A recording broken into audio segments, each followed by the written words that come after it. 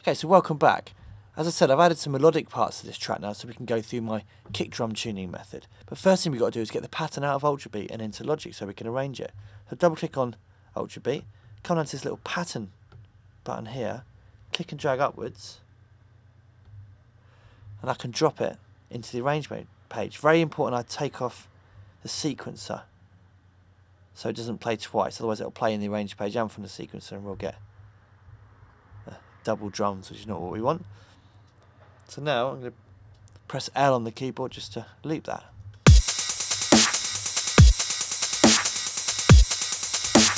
So hopefully it's quite nice to hear how we've gone from that kind of slightly lame sounding original drum sound in Ultrabeat, and by replacing the hits and adding a little bit of reverb and compression, etc., we've achieved something which hopefully could be used for a credible dubstep track. Something I want to do just quickly, just to produce a little bit of a variation on the drum beat. So on this fourth bar, I'm just going to press P to open it up. I'm just going to put a double kick in there, and I'm also going to apply the hat as well. I'm going to copy that across here as well, just so we have a little bit of a variation in the beat. Take that off by pressing L. So now we're going to have a look at this kick drum tuning method. So this, I'm not going to lie to you, takes a little bit of kind of getting your head around. It's not probably not something that a lot of people have maybe thought of before. A lot of you maybe have gone through drum tuning before. It's quite an important part of drum programming, tuning the drums. Drums aren't melodic instruments per se, or they can be depending on what kind of drums they are, but the kind of drums we're using aren't melodic instruments per se, but they do have a pitch to them, and the pitch can work better in relation to the key of the track. So I was trying to use the tuner in Logic to work out what the pitch of a kick drum was, and I found that probably 1 in 10 times it would get it right, and the rest of the time it wouldn't be able to work it out. So I devised my own way of trying to find the right pitch for the kick drum. So I just come over to Ultrabeat and open it up. So here's the kick drum part here. So the kick drum at the moment is playing back on the note of C3. That does not mean that the kick drum is in the key of C or indeed playing C3. All it means is the sampled kick drum is playing on the keyboard note of C3. This track is in G. I've produced a sub bass part which is playing the note of G. Let's have a listen to that actually.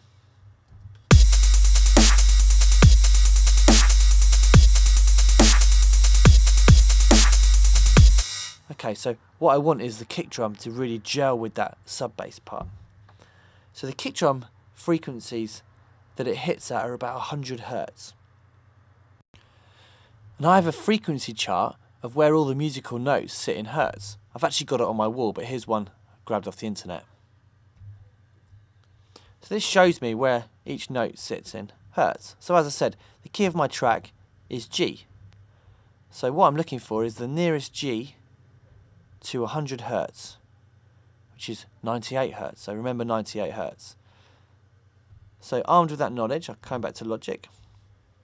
On my kick drum, I'm going to place an EQ, and I'm going to put 98 in here, and I'm going to make it a very sharp increase.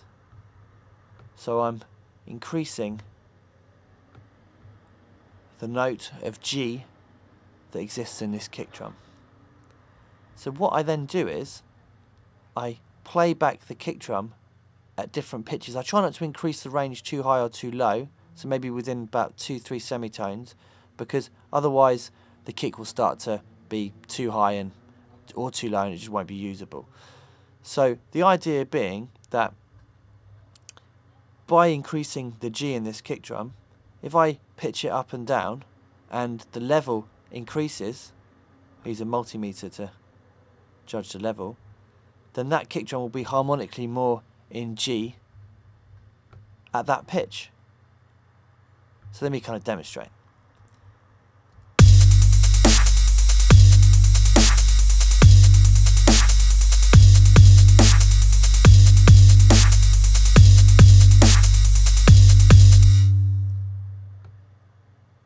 So at C3,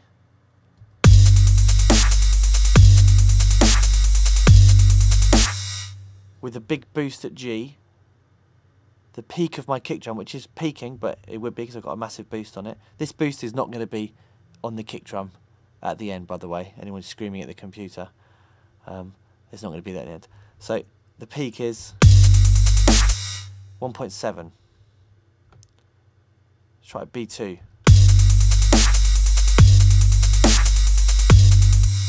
Bit loud at 1.9. Let's try C sharp 3.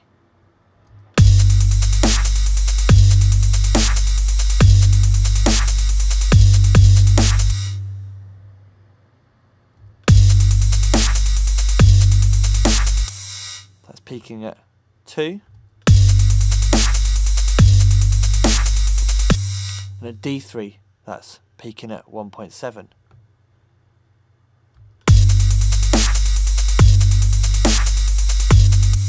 A sharp 2, we're at 1.8, 1.9. So that means that C sharp 3, with a big boost of G, is the loudest pitch for me to play that kick drum.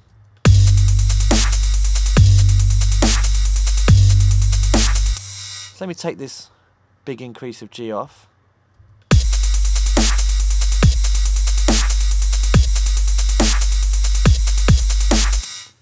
And let's try some different pitches without the increase on.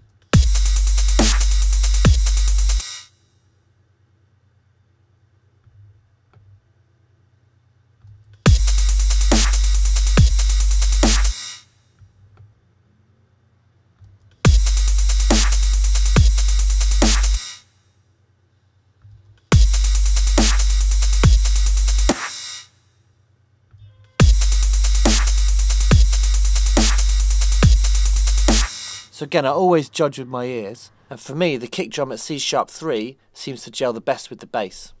So it seems like it's more kind of G centered, more harmonically G than at the other pitches, which would make sense because by producing a big boost of G in the EQ and by checking the levels in the multimeter, that G jumps out more at C sharp 3 than it does at those other pitches. So that is a way that I've devised to tune my kick drum. If you're lucky enough to be able to do that 100% by ear, then that's all good for you. But if you sometimes struggle to get exactly the right pitch, then this is quite a good way of getting around it. It really works best for kick drums. I think when you're getting into snare drums and hi-hats, I think you're better off doing that by ear and just seeing what sounds best. But with the kick drum, it's has more of a pitch to it than the snare drum and the hi-hat does. Finally on this, just to prove that I'm not crazy, let's change the pitches of the kick drum without the big boost of G and just see. Hopefully they won't change, because if they do change anyway, then that would disprove my theory.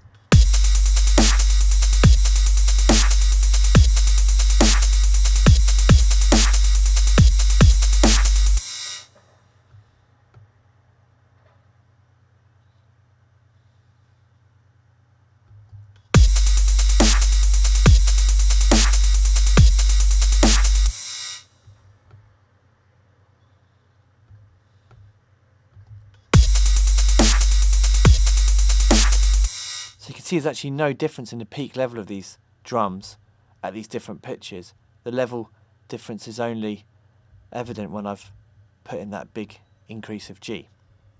So I hope that makes sense. As I said, it takes a bit of getting your head around, and maybe you might want to watch it a couple of times if it doesn't make sense automatically, but it's well worth having a play with. Okay, cool. So I'm going to shut these down.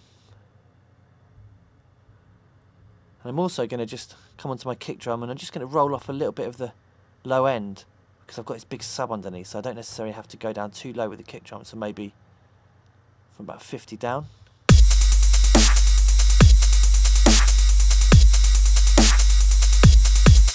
A bit lower maybe. So, as I said, I've introduced some melodic elements here. What I'm going to do is, just to finish up, we're going to go through sidechaining the sub bass to the kick, and also this cutting kind of rhythmic lead part I've programmed in Massive. So I've got my bus set up for my kick already. We did that early on. So here's my sub. So what I'm going to do is I'm going to add in a compressor.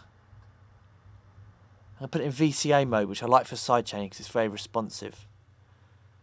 And I'm really going to pump this sub bass part. Make sure always get that back to unity gain.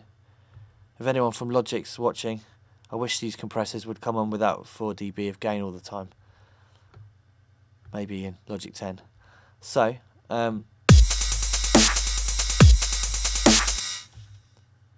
once I've brought down my threshold and ratio, I'll put the bus 1 in the sidechain.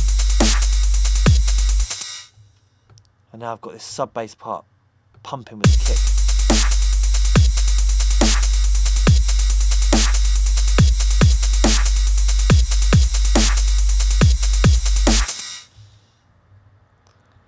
Just realised that I need to copy across my first region, so I don't want that double kick on every bar.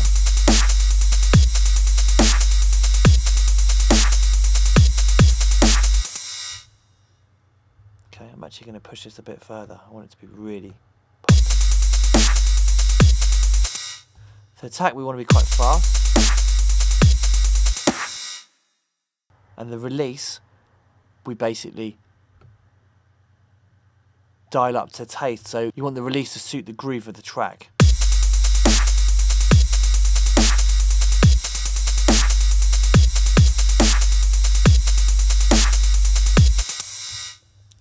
I'm actually going to take this a step further with this sub. I'm going to copy down this compressor.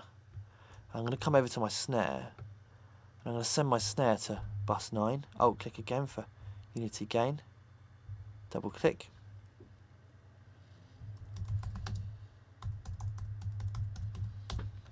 Call that snare sidechain. And now on this sub bass part, I'm going to put this to bus 9.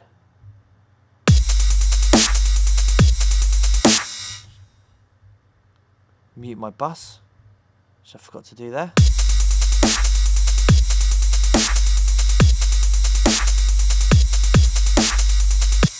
So now I've got this sub bass part really pumping along with the kick and the snare. And because I've got that quite straight rhythm, quite driving rhythm, it's quite nice to have the sub pumping. So as I said, I've got some other melodic parts that I've added to this track. And the next one is this cutting lead sound.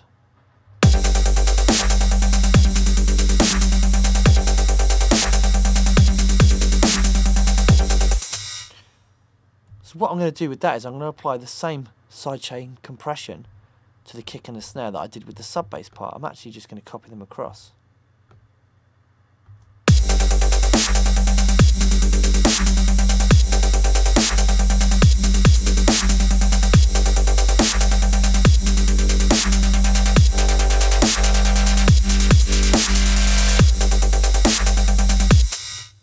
going to turn that down slightly.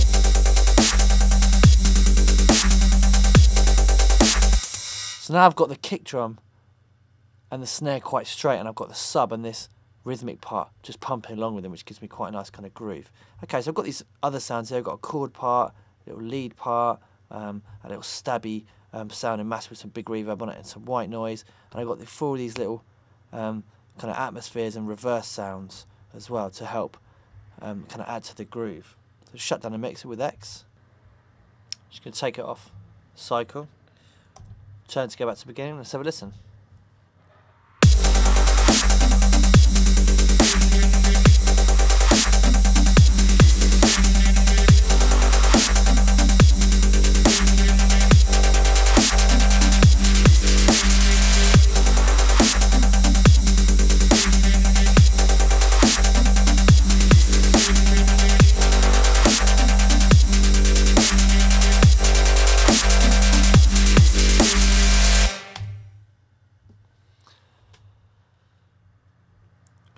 So I think those drums are working quite well together in the track now. And the pumping, sub and cutting part have given it quite a nice kind of groove. Well, that brings us on to the end of the tutorial. I hope you found it useful. Don't forget you can grab all the sounds we've been using and more from facebook.com/Rebel Sonix, and there's also lots of free goodies for you to download at facebook.com/Garnish School. And for more free tutorials, make sure you subscribe to youtube.com/Garnish School of Sound. all that's left to say really is thanks a lot for watching, and I really hope you found it useful. Cheers.